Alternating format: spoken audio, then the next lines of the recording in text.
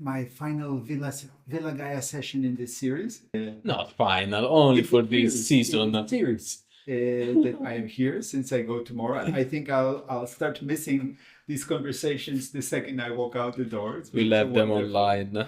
Having this time with you and exploring topics in this way. So for this last conversation, excited to have you here also, Alex. And let's talk about the fellowship.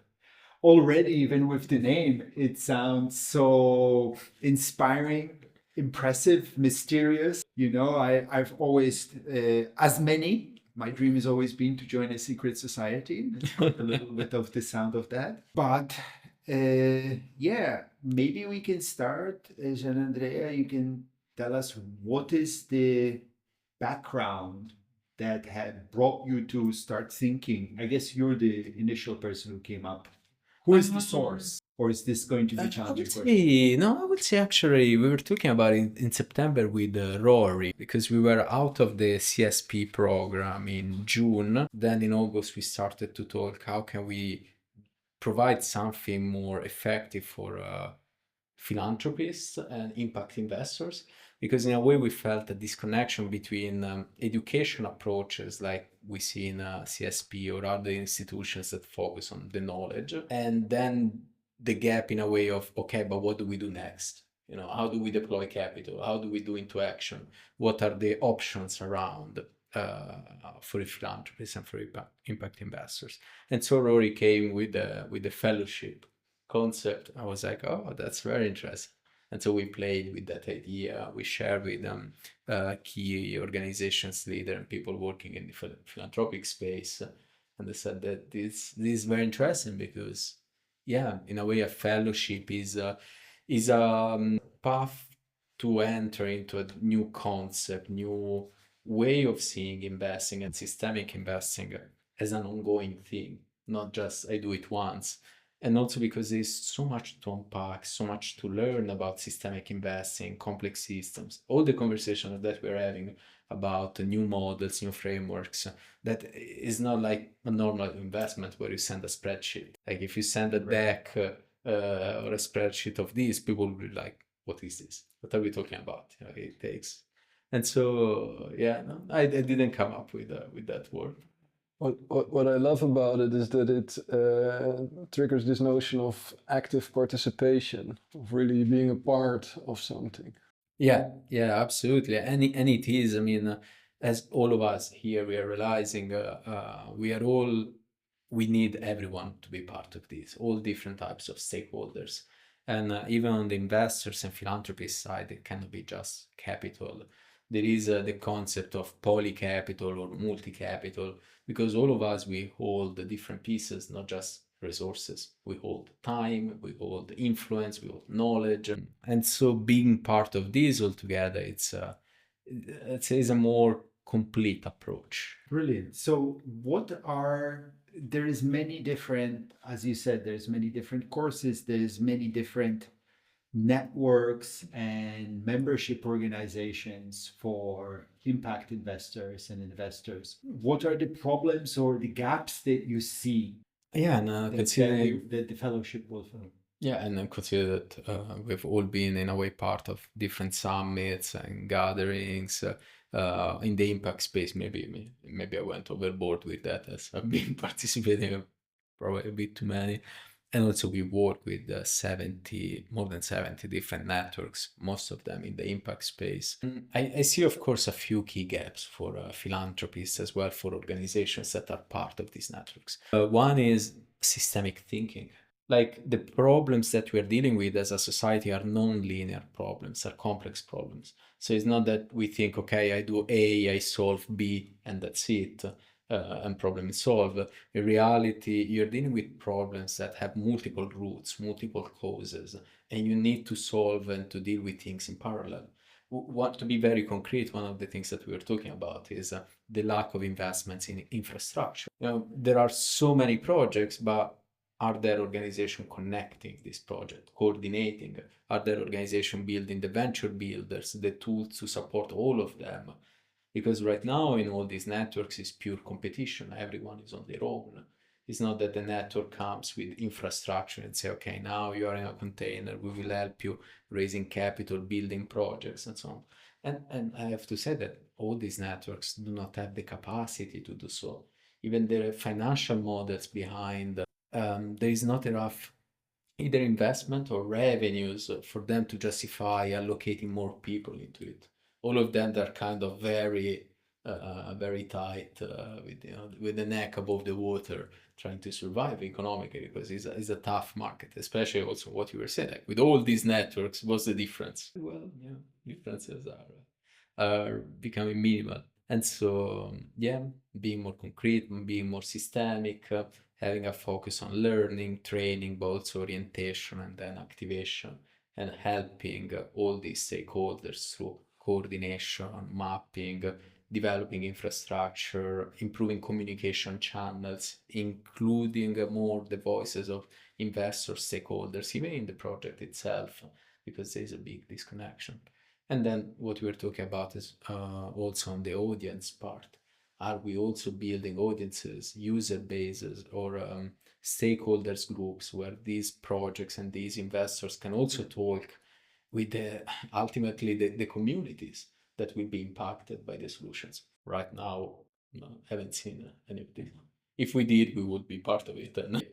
Interesting. And when I'm really thinking through what are the components of these infrastructure pieces that need to be built, and connecting with what we were talking about before, I really think that where I have come to arrive in my thinking is that there is two parts. There is the technological part of the infrastructure, and then there is the cultural mindset, consciousness part. And probably nobody is doing both sides well, because usually you're really good at technology or you're really good at culture and consciousness. And it's really, I think that this is the challenge. We've arrived at the times where it's only at the intersection of those two that the quantum leap is going to happen. Sasian with Alex, Yannick, and the guys here, and all the organization involved, we've been talking about the concept of hive mind and mycelium network infrastructure. So how can we develop technologies where members of a network are not just members, but they are active contributing nodes of this ecosystem where knowledge is constantly harnessed.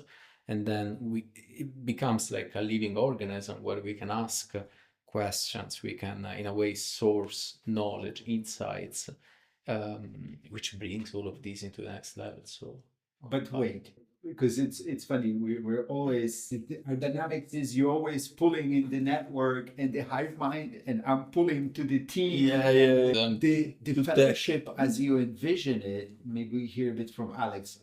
What is the size at which it becomes robust? Because of course, there's thousands of people, maybe better, but at what size do you envision it that it really becomes and it functions well? Is it 5 people, 50 people, 500? Yeah, I like to see things modular. So starting small, building out from there. One of my mentors, who is also an investor, she explained to me that she loves investing in beautiful projects. What she loves even more is investing a bit less together with 4 others. Right. And making it a group thing. So that's something I'm seeing for the fellowship too. Forming small groups of fellows, for example, 5 who go on a journey together throughout the year in service of the purpose of their specific fellowship. It can be directed to a specific solution that we need in the ecosystem or a specific challenge that we're dealing with. And I think it's up to us to design an experience that makes them part of both the technological development and gives them an experience of the regenerative culture, way of being, way of communicating, way of co-creating, way of harnessing our collective intelligence. And that's how I see that these elements can blend together in an experience that benefits the fellows, that can help us start in a smaller scale and build out from there. It's funny, by the way, I don't know if I've mentioned to you, but for a year or two, I've been telling people we need to create this club, 5-10 people, 100,000 each, and then share the investment and also share a personal development path together and go deep together as a thing. So maybe I never wrote it down anywhere, never went there, but I had this We conversation. believe you. But I had this conversation multiple times. I've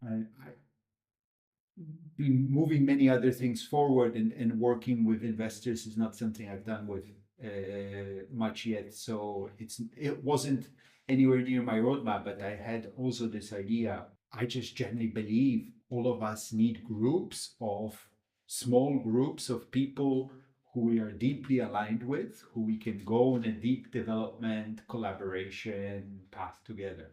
That's an element I'm really interested in. There's, to what extent, and maybe it's a question for G too, because you've been more connected with the impact investing space. To what extent are these like potential fellows? I picture impact investors who want more, who feel there's more, who feel they can go a bit deeper, who feel there's more impact to be made. To what extent do things like personal development play a role there, and their personal purpose and their soul's drive to leave a meaningful legacy beyond their family's fortune? To what extent is it alive in these people? No, I mean, I think it's there. Like I've spoken with dozens of impact investors and philanthropists that say, I want to be effective with my resources, with my time. I would say, of course, the challenge is then goes down to the returns, for example, because then if you're really solving societal issues, well, you need to be more patient with capital. Like if you're developing infrastructure, you're not going to have a 15-20% IRR from the first year. Like it's a slower return. It might even be a lower return. So then the question would be, how many of them are willing to sacrifice time in returns in a way for a higher systemic change and impact?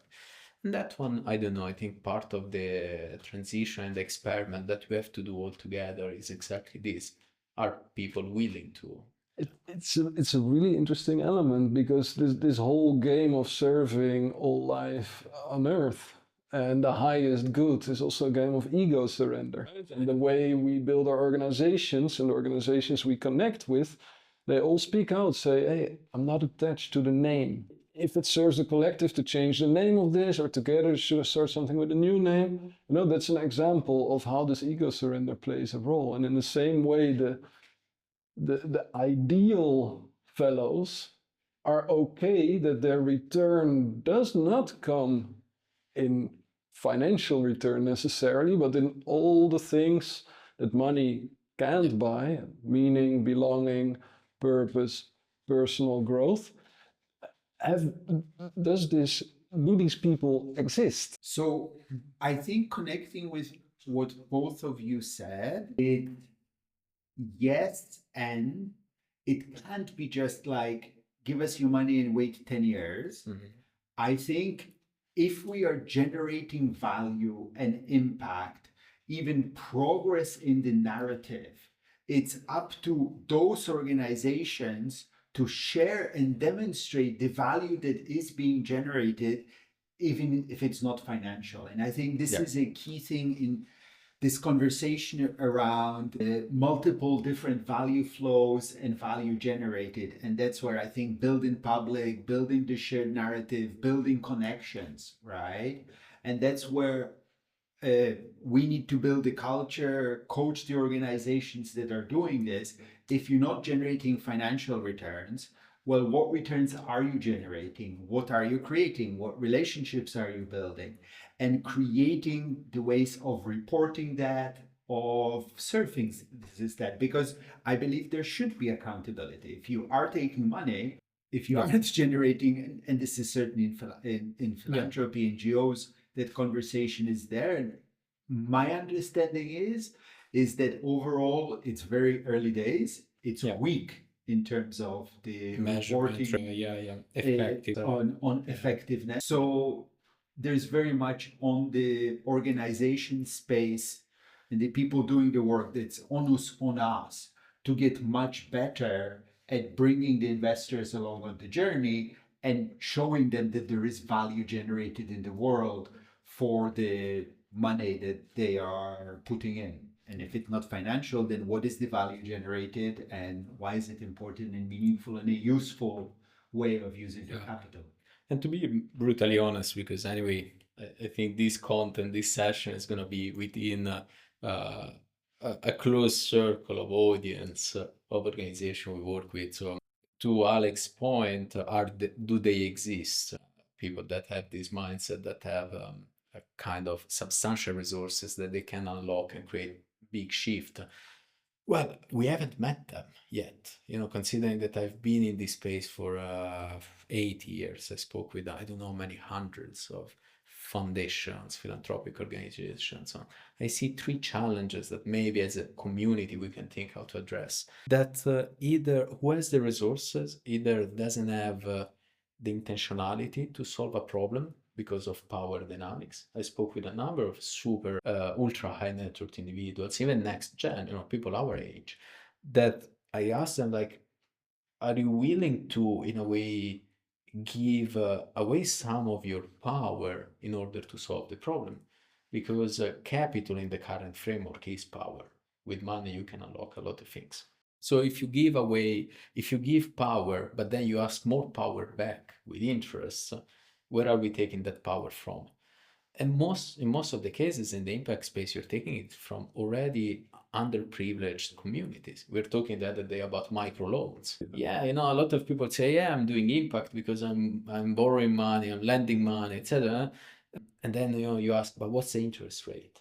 Well, it's about 70% a year on the lowest side. I heard those 130%. Anyway, and this falls in the current impact investment space, is about illegal in European. Yeah. But over there, they say, these people don't have access to banking. It's high default risk rate, so we need to. And so you're like, okay. So your first challenge, intentionality. Then the other challenge is that who has the intentionality, which there are a lot of people with very good intentionality, do they have the competence to evaluate who to entrust the money to? Because there are so many good-looking funds and foundations that really, it's like a script. They learn the script. They say all the right words. They have all the bunch of demographic and group age and gray hair and blonde hair and black hair, white dudes and white background, mostly Western, that ticks all the nice narratives. But then on what you were saying on the reporting, is disastrous because they are not doing any real systemic change. But again, reporting is only valuable if someone knows how to read it. And also, again, what is the intentionality? If someone is moved as an investor by saying, I feel that I have to do something. So I feel either guilt, shame, maybe my family has been accumulating wealth through all sorts of means. Some people come from the oil industry, slavery, weapon, arms, etc., etc. If the drive is to release guilt, then it's easy. There are foundations that happily will take your money and will say, with this, you're changing the world. You are a hero. Your name is going to be remembered forever here in stone. Yeah, that's it. Transaction done. Ego, pain. So you have intentionality, competence. And the last one, of course, is the time and the focus, the attention span that these people have. Because when we go in system change strategies, we deal with complexity. How many people are willing to take the time to understand complexity? And in my experience, attention is very fleeting. I'm talking about 2 minutes sometimes. You're talking with someone 2 minutes later, they're already thinking about something else. So to be blunt between us. Super, and that's the thing. Like the wealthy people are wealthy because they're good in the money game. The money game is not the purpose game. No, you already got sold the wrong thing. Wealthy people are wealthy because they got born into the right circumstances. Yeah, 90% of wealth is inherited. We live in an inheritocracy. And even if it is because you're good with money, because you were born into the place where you have access to the place where you can apply those skills. Yeah. So just where I was going with this is for the fellowship and for financing the movement, another path to start exploring, and this is also an invitation to people watching this, is what could be very profitable innovations, products out there, regenerative, that we can collectively embrace, that we can get out there, that bring the returns to the money that comes in, and that bring returns to a fund that can fund other regenerative projects. I'm sensing we're in a very interesting time where new technologies are coming out. If somebody here at the Villa bringing plasma technology, magical results it brings. So that's another path to think about it. What cash cows, revenue generators can be activated for the movement that help us speak the money language to the money people without wanting without compromise. Or not. What do you think about it? I am completely in the opposite direction. I don't believe in easy gains. Anything that's easy money, somebody will grab, and then a corporation will buy them, and it's there is no easy. I don't think this was easy. There are windows, you're for sure right. You can grab for a year or two something, but then in the end, Amazon will buy it, or Shell will buy it, or things that are not complex and that have mass market appeal and make lots of money get sucked up by the big corporations. I am rather looking at it from the other side, right? If the challenge is mindset and impact measurement, then I believe we need to create a powerful enough narrative, right? Because investors are people, and all people follow narratives. They follow into... Humanity is all about stories. As Yuval Harari says, our most powerful species thing is that we make stories real, and our biggest weakness is that we can't tell what's actually concrete and physical and what isn't, right? Whether countries or religions or money, all of this is story. And I believe we can create a better story, a new narrative which is compelling and grabs enough investors that it starts to move and shape the new narrative of what it means to be to build legacy, of what it means to be a good human being. There were many times in many cultures in history where 7 generations was the timeline that serious people thought about. It's possible we can bring that back. And combined with that, on the other side, if there is a lot of greenwashing and people who do weak things and claim high impact, then we need to claim and we need to get very serious rather than saying, every project is different, we can't measure things. I think we need to go in the opposite direction and say, here's very seriously how we measure. And your measurement, and this is why you're not, and these are the numbers, and this project is better. Right. So I see those two sides and it's much longer term, and it's changing the narrative of society. But we've started this already here. The conversations that we're having are starting to build this new narrative. And can we get 5 million investors into it? I don't know. Can we find 5 over the next year? I think so. Well, if we don't, we will know about it and we say, okay, then we need to look at this. Just keep on iterating because it's the only path forward. It's to go to maybe a more even bigger picture and a more narrative, humorous thing. I think it's very interesting that last night you brought to us Foundation, and that we watched Harry Seldon's Foundation, which I read as a kid in high school, and for sure it's stuck in there as one of my cultural idea making frameworks in life. And if we are talking about, who do you aspire, if your dream character, who you'd like to be, for me it's Harry Seldon, right? This idea, this dream that you can lay seeds for the evolution of the galaxy for 1,500 years, is beautiful and fantastical, and in one way far-fetched. On the other hand, maybe not as an individual, but as a fellowship, we can certainly think and see and play and plant the seeds which will accelerate certain developments over the next 100 years of humanity's development, which are very critical, because there will be many tough times and many things. So creating this kind of deeper, higher, on the one hand crazy, but on the other hand so inspiring purpose, right? Can we get 5-10 people who are like, yes, we're going to we want to get real, the foundation. Yeah, to help shape a new story for humanity. There's now like a future path is being shown, right? And it's shown and repeated time and time again in politics, business, entrepreneurs. It's all about the technocratic future with more digitization and centralized control. The alternative path is hardly proposed, highlighted, and I think being part of that is different than they've ever experienced before. And can we shape and move countries and all of this during our lifetimes? Probably not.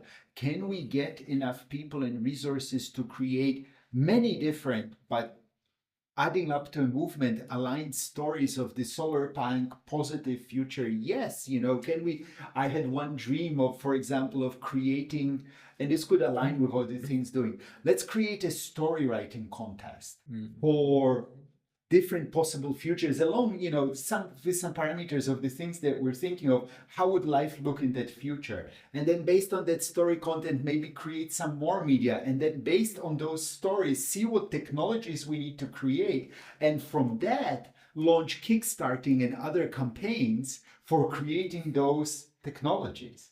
But starting with the stories, right? We can do this. This is not a massive funding thing. Right? And creating the narrative and keeping on repeating and talking about this possibility of possible futures is huge, right? There is in the US, there's a great example of that, unfortunately, towards the hard right libertarian movement. What was the name of that group that in the 20th century really shaped the narrative? I forget about it, but they really went on the liberal anti-government, and they wrote stories, they wrote white papers, they wrote position papers, they were a think tank, and they put out a certain narrative over and over and over into every conversation they could get into. And that's the reality that they pushed the United States. Hive mind. No, but I agree with the new narratives. I love the term hive mind as something more, it's still conceptual, but something more concrete for fellows to get involved in. Earlier speaking about the fellowship and what's needed to unite humanity and to help humanity collaborate and coordinate, because that's at the heart of it. Where you brought up this idea of the merging of AI, Web3 technology, and regenerative mindset into as a new spectrum of solutions to collectively create. It's about hive mind, leveraging collective intelligence to bring forth superior solutions that fulfill people's needs. That's ultimately what it comes down to. And that, of course, will be one of the solutions. And as you say, the creativity, if we can imagine multiple scenarios and they gain enough traction to, in a way, counterbalance the mainstream narrative that we are seeing today, because this one is not nice. This one is going straight into dystopic futures. More people, I'm speaking with so many people, especially in the past 2 years, that are saying, hey, Andre, I see a dark future. I see that humanity will reach at some point a singularity, oneness, but before that point, things are going to get very, very bad for many people. And then there will be perhaps, a bouncing off. And because the current mainstream is going through heavily centralization, technocracy. So few people, a very specific demographic having the power of empires or even bigger than empires. And that's exactly the story arc of the foundation.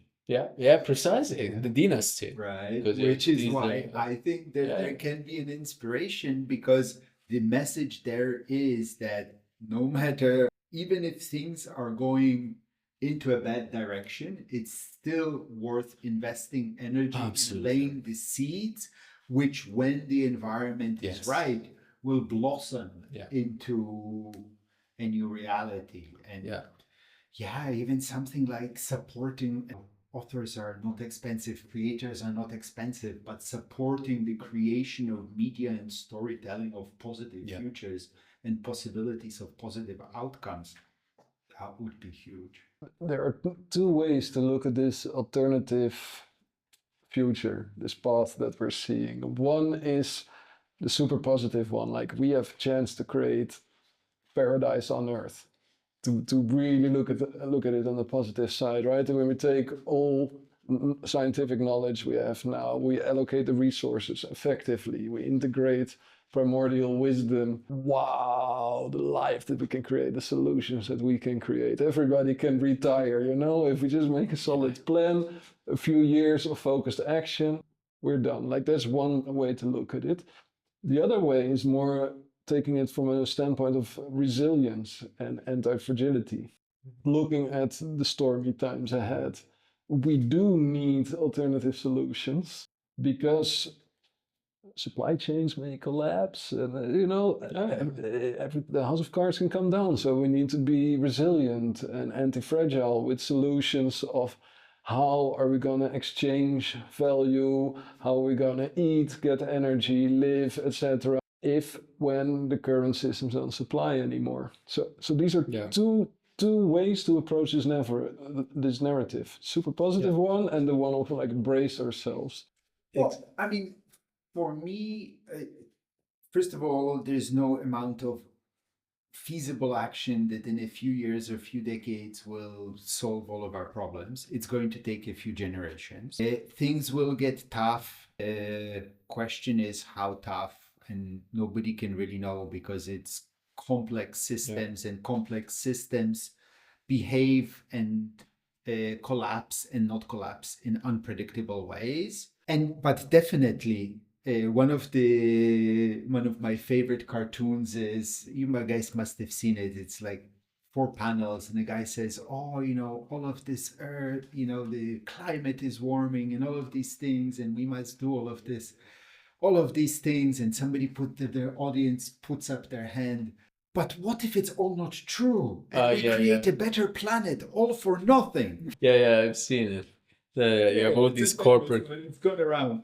So no matter what, and for me, my driving, and it's really interesting as we think of the fellowship, need to think of what is the philosophy, the ideology within it.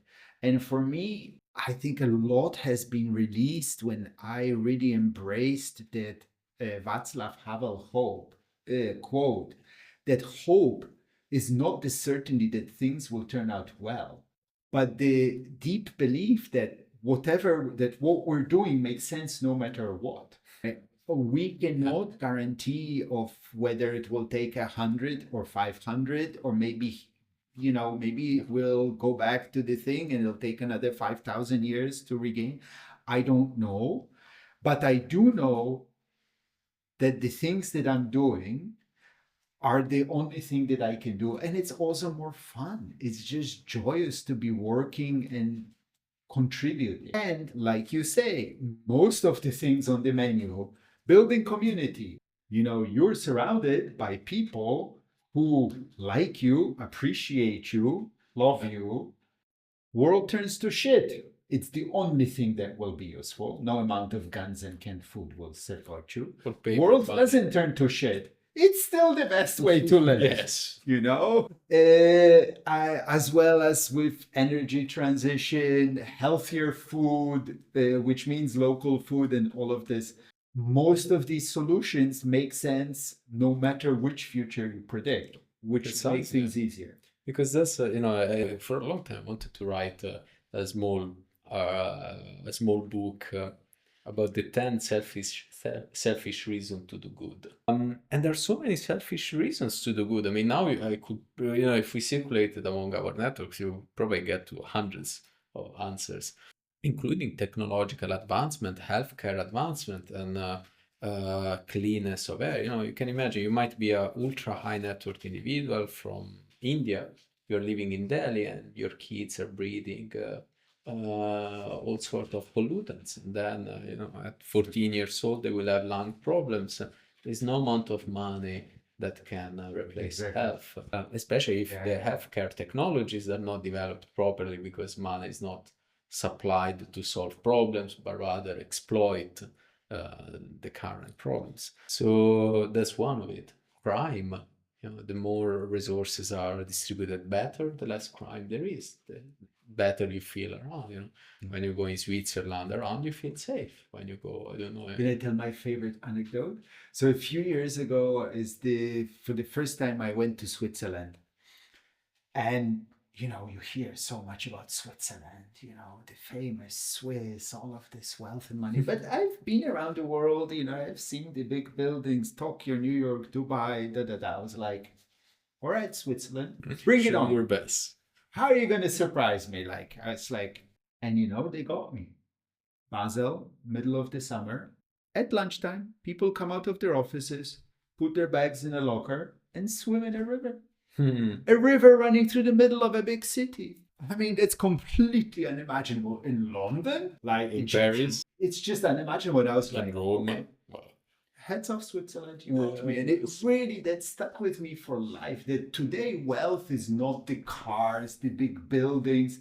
Anybody can do that, right? Even Egypt is building this crazy city. But a river through the middle of a big city that's so clean that ordinary people, not homeless people living on the streets, ordinary people come out of the office and swim in the river at lunchtime. That's the sign of real wealth, because it's systemic. It requires so many different systems, all functioning at a high level of effectiveness for this to be true. Cultural, technological, social, economical, etc. So as you say, I mean, of course, and that's a message that I think will be one of the key messages to push forward. I'd say there's nothing to lose by doing good, if not perhaps power and control.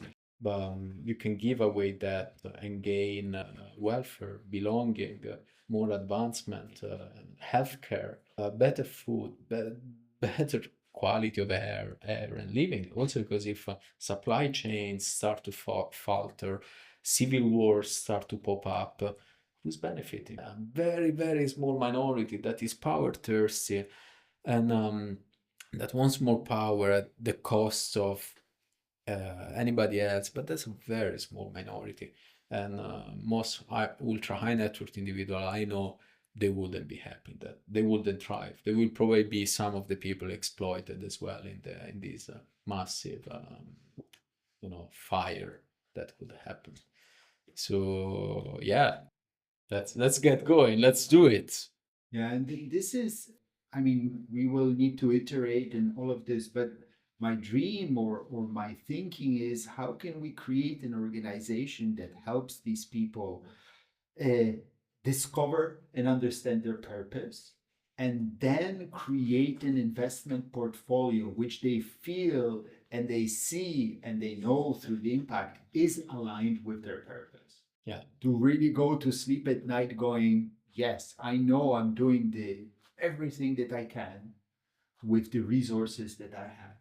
I think that's what you were saying. Narratives. We need to show the other side of the coin, because right now the main narrative that is monopolized by the mainstream, by the establishment, is individualism, competition, classism, elitism, wealth, but not wealth in the sense of freedom of doing what you want, wealth in the sense of showing off, feeling superior than others, taking, exploiting, etc., etc. And we know it's not real. We know that this will bring humanity to its demise, or at least it will bring so much sufferance and damages. And as we know, humans didn't evolve in this way. We evolved in tribes, we evolved in reciprocity. For millennia, there were no classes, there were no middle class, no lords and so on, especially in small tribes. Yeah, there were leaders, but it's not that they were paid higher. Do you know how it worked, by the way? Well, many of the tribes actually, they didn't, first of all, as a hunter-gatherer, if somebody starts to become too much power and all of this, you're mobile, you just go and walk off. And it's actually not they used to do that with the band would just like, okay, screw you, in your power trip. And it's actually not true that this meant you were suddenly alone, because everybody knew other groups. You had a cousin there, you had this there, you had options. You could move, and the culture is built in such a way as to prevent people to become too much full of themselves. Right? When a warrior brings in a massive kill, the whole village gets around it and looks, and it goes, "This really? It looks sick. It looks like it died in your hand. This is the best you could do. Come on, it looks pathetic." Because there's this culture, of course, everybody knows and everybody feels joy, everybody's eating well, but the culture is, we bring you down because you've just done something that's likely to make you feel too big. So the culture is, with humor, people just, bring you down to an equal level. Today is not like that, and also the problem is that you cannot walk away. So it was like this also in Rome, during the Roman Empire. There were villages that if the lords were becoming too tyrant and so on, the village would just walk off, and they would be left for a few weeks to fend for themselves, and then they will go back 3 weeks later. And there's nothing left because they would have left as well. Good luck farming, good luck doing. But today, of course, given the interconnectedness of the world, you can always outsource it somewhere, somehow, and there's no place to walk away. And all cities and countries are becoming, following the similar patterns. And it's not that easy also to become citizen or belonging to another country, getting visa, unless you have work. And for work, you fall back in the same mechanics. At the same time, I think people have known it throughout history, but now we have scientific research which shows that you can't buy your way to happiness. There is the good study which shows above a 7K, I think was that was the study. The thing it's somewhere around middle class. Above that, your amount of money does not increase your amount of happiness. If you go below a certain threshold, for absolutely sure. yes. For sure. But below a certain threshold, if you're living in precarity, it's tough. And I think was a certain quite reasonable, it depends on the countries, but I think it was in the Eurozone, 7K, 7,000 euros a month for a family of 4, I think. Might be, and anything above would be negligible in terms of happiness. It wouldn't be incremental. And probably in the US, of course, now is a bit more, might be in the 15K. We know that living with a sense of meaning has a huge impact on people's health and well-being. So I think it's really exciting. I think what's cool and maybe what should be our selling point is that we have a good sense and we have identified these leverage points, this gate that will open the next level, both of growth and different kind of business opportunities and massive impact and the opportunity to build a new society. Absolutely. And some of the keys that we're talking about is collaboration, coordination, technologies, consciousness, protocols. We are learning so much about what are the challenges, but also the solutions to collaboration, coordination. And perhaps I would have a question to whoever wants to answer, which is for the audience listening to us, which will probably be organizations that wants to collaborate, coordinate, that they feel that they can't do it alone and they want to operate in a larger ecosystem. What could be the next step and how could they collaborate with us? The first step is to get in touch. So they get in touch. They call Alex, Alex, what should I do? Let's say, we are a platform that maps organizations, so we know what the ecosystem looks like. How do we cooperate? I mean, part of it is still falling into place, right? How do we shape the All right, foundation? Suck, let me answer. Because the first step I understand, because for me, for me, it's clear that putting out this narrative into the world is the key thing. And the easiest low-hanging step all of us can do is just let's interview each other. Yeah. Let's record a conversation. You talking about your thing, about your needs, or Media. me, Narratives. channels. It costs us the time of the conversation, really, and it puts out everybody's work out into the world, and it lets us immediately see if we have some trust, if we have some interest. And I think this is what everybody should be doing. A lot of us are having a lot of conversations, and you laugh at me. I had 300 conversations not recorded. I hear you had 700. And I recorded that. Are you recorded them? Yeah, with Fatom, Otter. Okay, well, we pretty should much all of them. Start publishing that. Yeah, at least 85% of them, at least. I think this is the easy first step, but then after that, I also think. Then let's say, for example, an investor or a philanthropist. He calls you and say, Alex, I'm interested. Yeah, I think first question is to find out why. What interests you, what sparked your imagination, what is the thing that hooked you. This is actually something I'm interested in. I will take your question and counter to the question. Would investors be also interested to have a recorded call to share their ideas on their thinking of their purpose and their investment thesis or their goals? And it's normal, right? Step one, intake call. No, but would they be interested in a recorded interview and sharing it? That's a good question. I would say yes. Of course, ideally with philanthropists would be better. Yeah. I think this is a great idea. Like, why not creating a circle where we start having conversations and say, tell us, share with us, how do you feel? What do you want? What do you need? To me, maybe the challenge will be again time and attention. Will they have the time? Because they're surrounded by foundations, by people that try to get their money in a way. So they're constantly surrounded by hundreds of stimuli and inputs. And if it's not foundations, it's also all the entertainment space. There are people that seek precisely ultra high net worth individuals to offer them all sorts of entertainment to keep them as fulfilled, busy as possible. So can you get on a call with them? I think. Well, I mean, the scenario here was that they reached out and that they were interested. Yeah. And then I yes. wonder, I mean, it will take a degree of professionalism from us and learning to be good at it, but doing, in the end, most people enjoy being well listened to. Right. And if the invitation is, let's have a call where we listen and we help you feel in, and it's like a coaching guided call which lets you understand better of what you are interested in.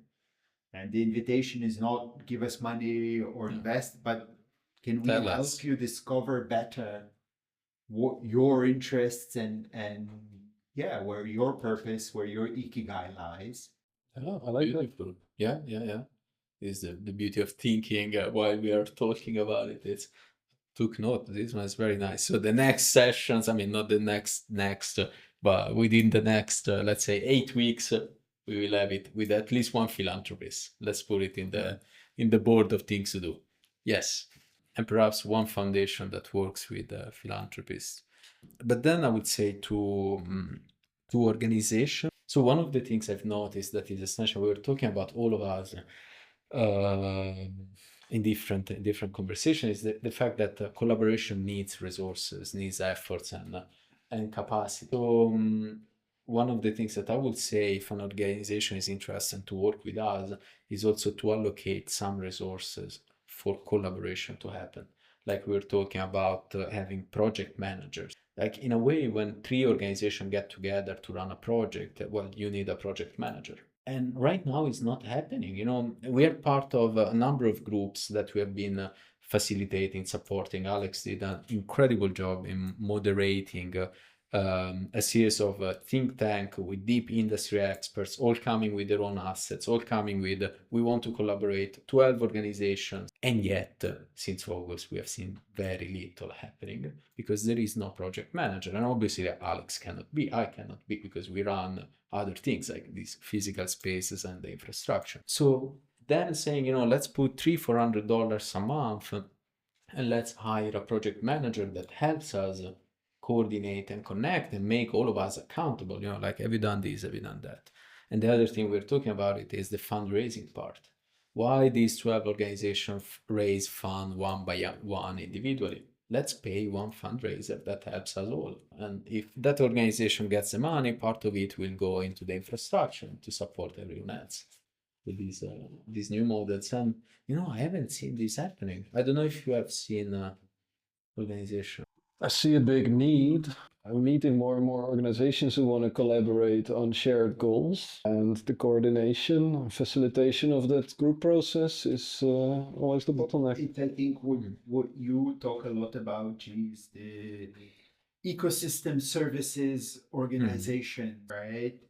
I think this is something for us to look into and come up with some pilots, figure out how to fundraise for those pilots, and just start showing how this can function better. And then again, creating this narrative. The narrative that I've been talking about is that when you're an organization, if you want to be regenerative, new paradigm, whatever this new thing, you need to really be thinking of how you're interacting and participating in the ecosystem. The projects, it's between organizations. Yeah. And I think I really see the low-hanging fruit is to create more and more spaces for dialogue and conversation and then needs sharing. And from that, right? So creating a shared fundraising body, probably a whole chunk of work. Creating a series of regular conversations where the people responsible for fundraising in aligned organizations come together, share problems, and that's pretty feasible. Yeah. Right. And I think that's also the work with the guys of Gaianet have been doing with creating dashboards where, for example, people can post needs, wants. I don't know if you have the media part. Well, we can have that on Symbiosis, push other infrastructure. But yeah, I think you have a lot of experience on this. And how do you feel about it? The need sharing? The need sharing, what can activate organizations in collaboration, because you have been swimming into it for a while. Yeah, I mean, if you talk about activation, like most people are stressed, most people are busy, most people don't have enough time in the day, so you always need a human who comes to them and who asks. That's what it comes down to. That's why, as a 35 years experience with technology, for me the answer is not technology, but these regular synchronous meetups, because it's much more fun. I don't know, I told Alexander today, you haven't heard my speech about again, you dropped out of school, so you're useless. What did we Absolutely, hate? yes. What did we hate in school? Homework. Of course, I mean, but there's one of the reasons. Collaboration now. We come together and we give each other homework. Yeah. Oh, what a beautiful idea. What could go wrong? End up in this world, Yeah. right? Where the thing which we all hated, we like, right? So I don't know what the full answer is, but for sure, more synchronous collaboration, co-working type of things is part of the solution. So getting people to fill things out, all of this is hard.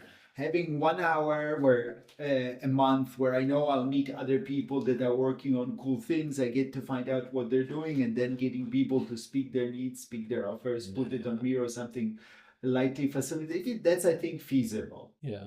Yeah, but also because it goes against our nature. I mean, we entered into this concept of performance, but humans are mostly creative. If you ask anyone, what would you do if you had unlimited resources? They would say, I would be a painter, I would be a singer, I would be a musician, I would do art. And then you hear some tech nuts people like I would be like I would do science, I would experiment with things. But I'd never heard anybody saying I would be an accountant. I will fill up spreadsheets. I will make decks. I know, but some people like this. Who am I to judge? Absolutely, but I asked a lot. I've never heard that answer. I always had the two extremes. People who love that don't go to networking events. Yeah, they're like that must be correlation is not causation. So yeah, I mean, I'm doing everything that I would love to. Yeah, anything else we can valuably explore? Let's maybe talk through of our dreams for, well, this is your guys' project. I'm here to serve and support if I'm wanted. And how do you think people who are watching this can support this, and what are the profiles of the kind of people you'd love to reach out, connect, and become part of this? Nice. I noticed there's an element of both professional maturity and like experience with personal development. It's like people who have already seen the new paradigm in their mind's eye and who have already been making moves in that direction, walking their own path, following their heart, following their purpose, and are looking for wider tribe, ecosystem, collective to connect with. And yeah, take action. We are here talking now, but we're not a network of talkers, we're a network of builders.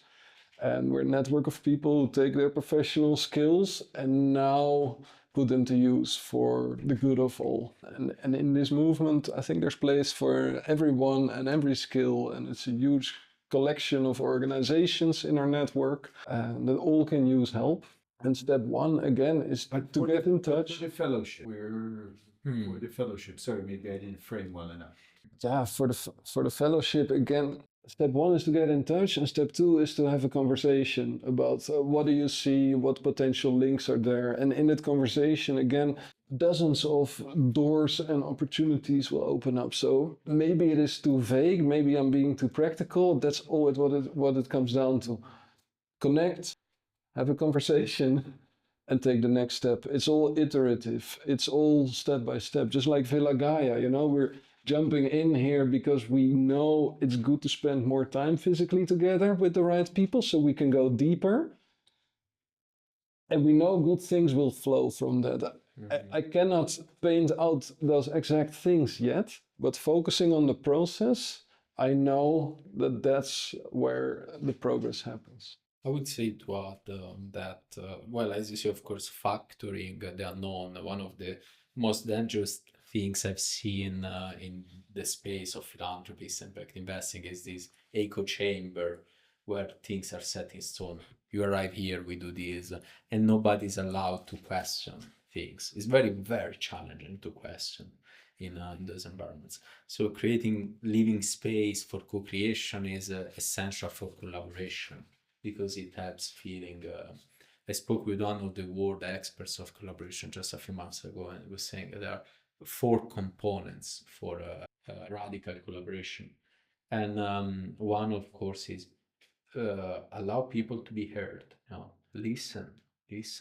And again, in these organizations, in these networks and so on, it's not like that. Usually you go there, you have to listen.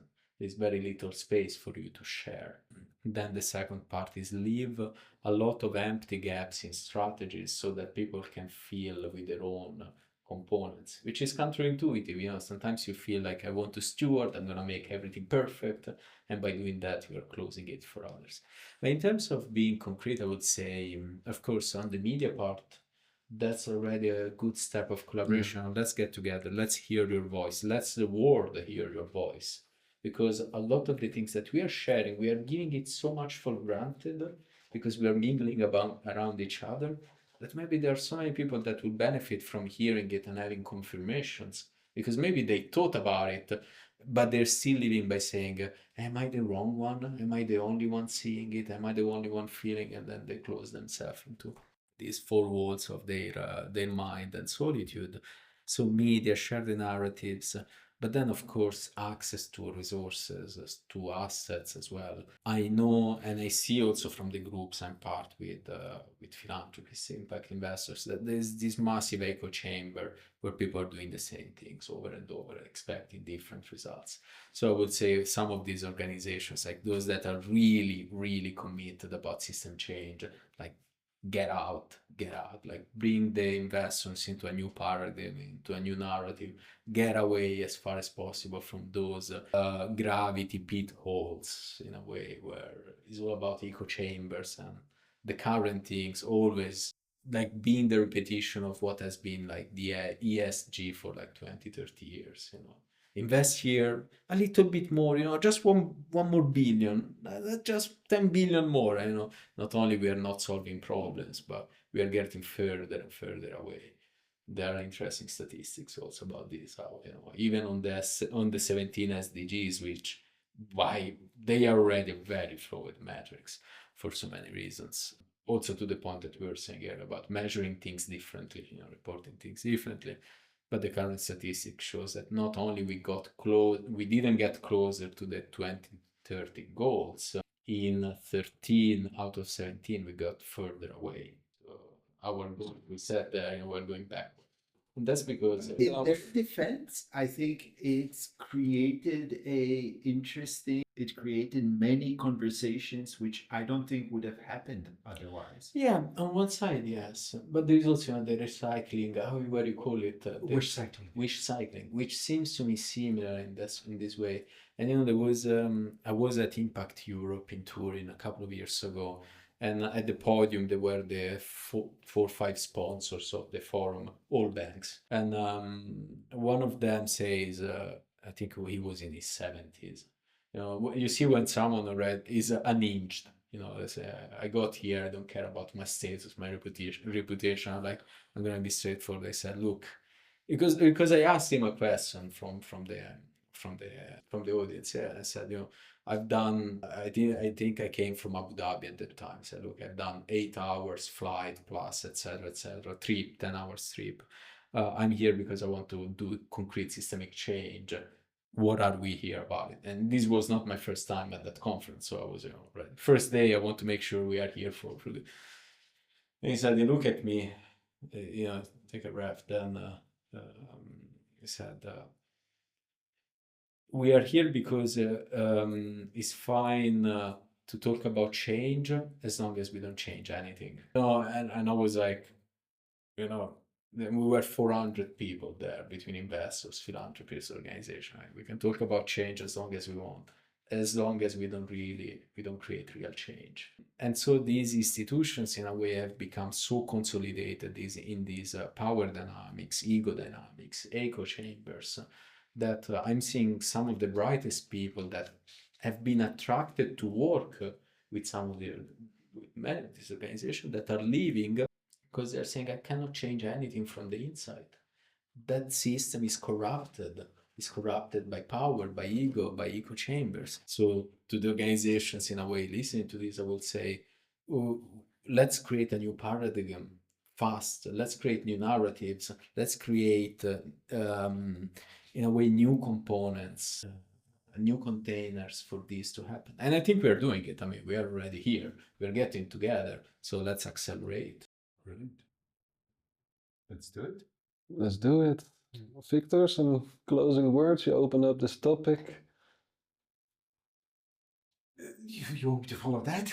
Yeah, I think concretely, neither of you has, in my opinion, answered the question, which was what kind of people do we need to come and help build the fellowship? I think we need people who understand the existing impact investor networks and are excited about building something that is more impactful next generation. I think need people that are interested in narrative building, storytelling in many media. I think we need people who are excited about, the fellowship. Yes, it's all of these mighty things, but it's a members club, right? There will be events, there will be online, offline experiences and other things. Somebody that has experience designing luxury experiences and high-end, meaningful membership clubs would be really great. And yeah, I think we definitely need the investors, whether you're interested in joining or not.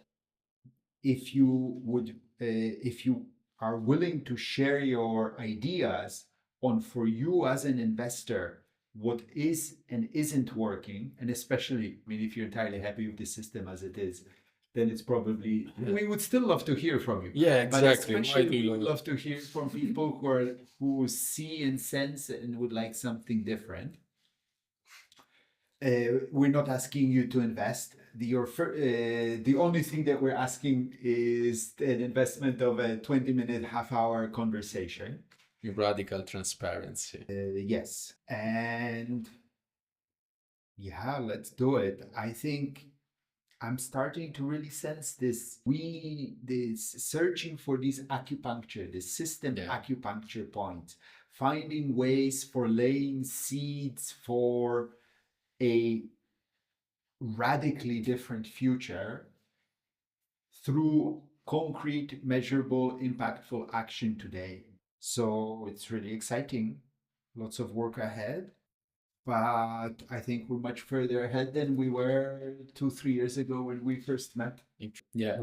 I see acceleration and I see convergence. I see ego being dissolved in many organizations, dissolved by the frustration of fighting alone and not going very far.